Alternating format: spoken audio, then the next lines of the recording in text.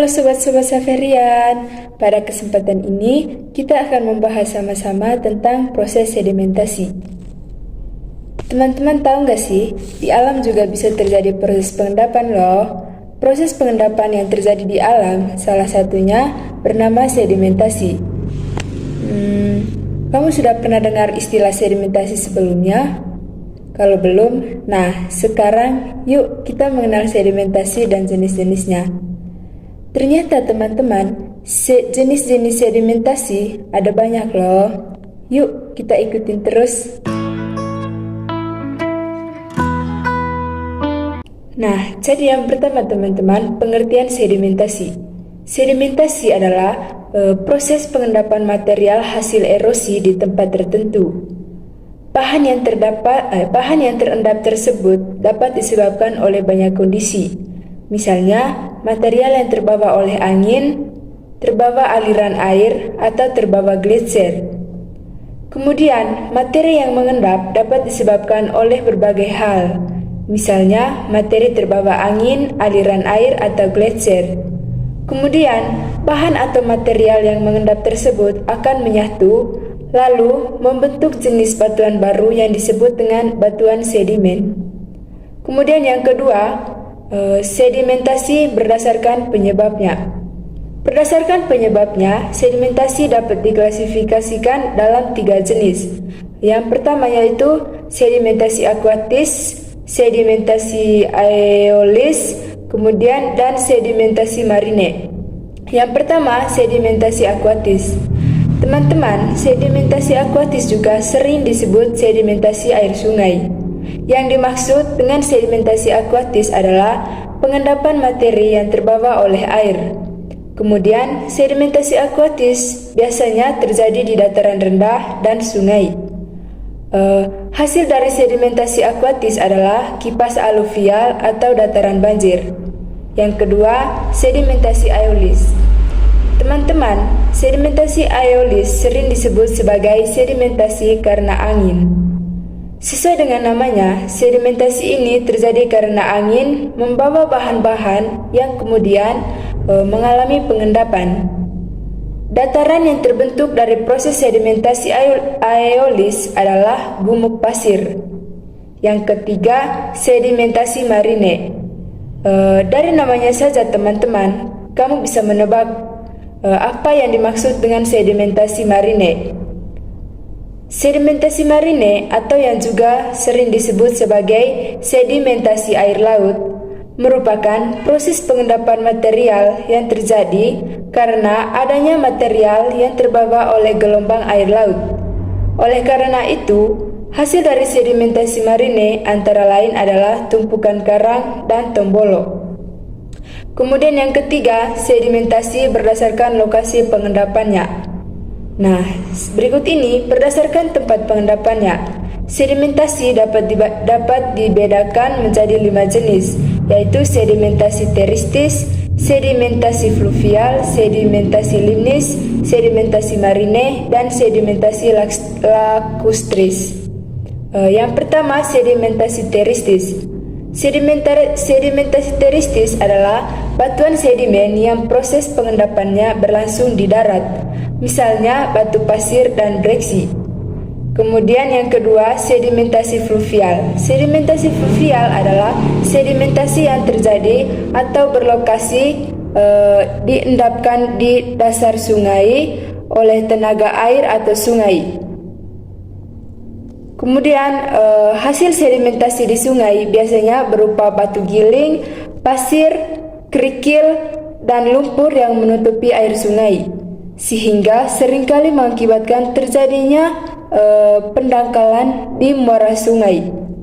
Nah, oleh sebab itu, daerah muara sungai lebih berpotensi tergenang banjir.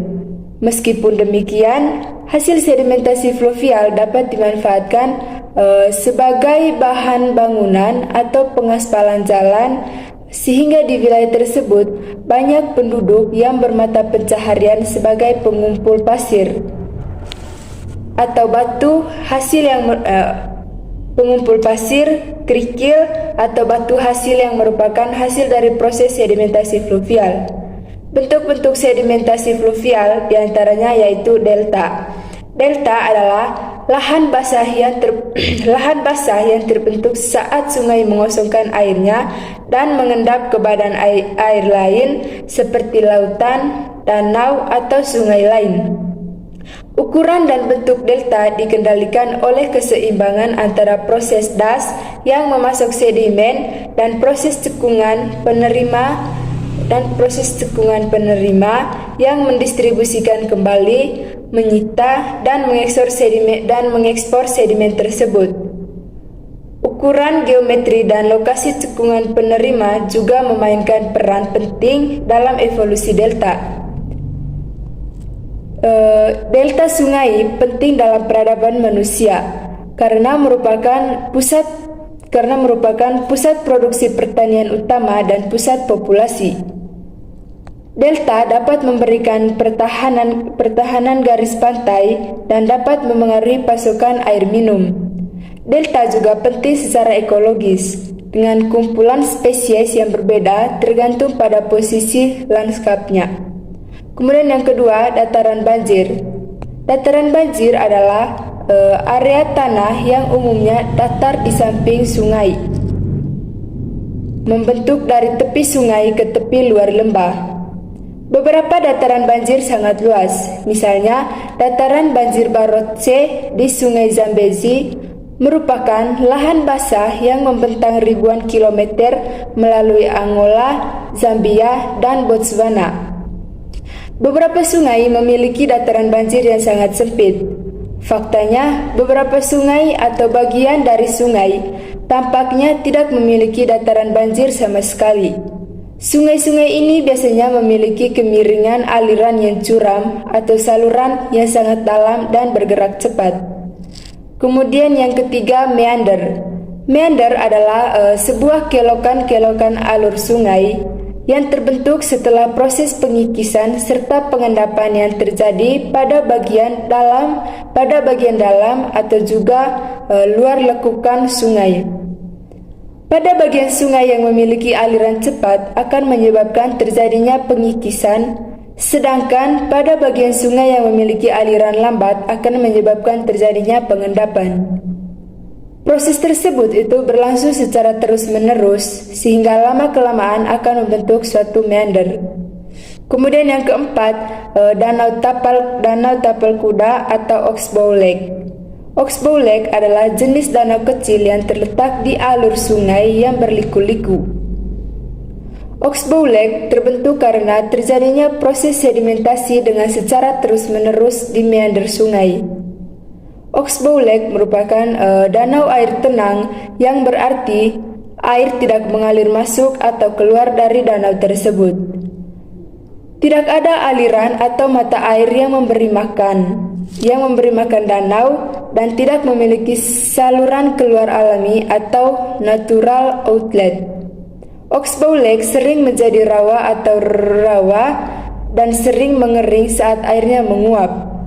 Kemudian yang berikutnya, sedimentasi marine. Sedimentasi marine ini teman-teman yang terjadi di laut oleh tenaga air laut. Sedimentasi yang satu ini merupakan akibat dari perubahan arus laut yang mengendapkan material di dasar laut. Sedimentasi marine juga bisa terjadi akibat adanya air pasang surut.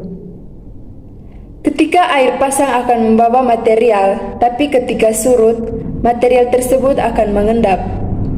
Pengendapan yang terjadi secara terus-menerus akan menumpuk material yang tadinya hanya sedikit, lama-lama bertumpuk menjadi banyak sehingga mengakibatkan endapan tersebut naik ke permukaan laut membentuk dataran kecil atau pulau.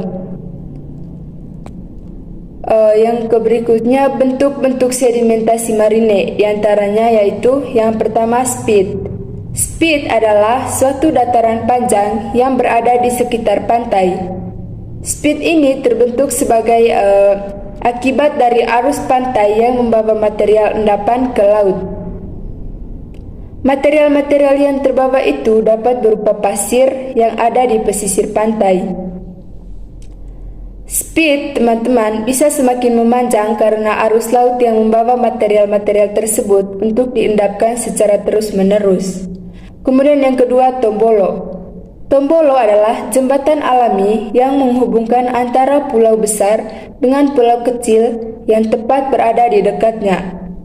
Proses terbentuknya tombolo hampir sama dengan proses terbentuknya speed. Tombolo biasanya digunakan oleh masyarakat untuk menyeberang ke pulau kecil yang ada di tengah-tengah laut.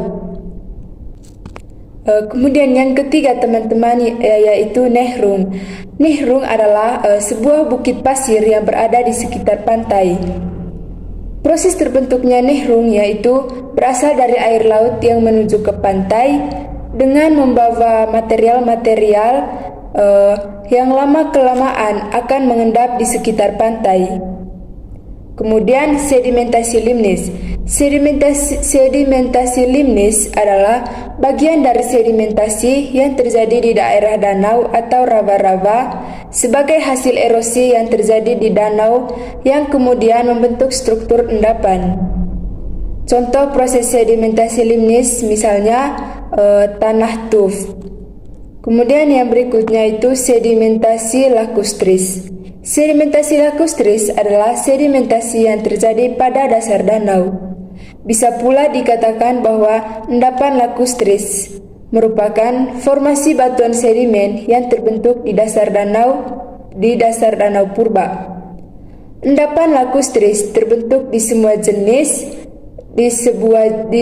jenis danau termasuk danau reef, graben, oxbow lake, danau glasial, dan danau kawah. Itu saja pemaparan materi dari saya. Sekian dan terima kasih.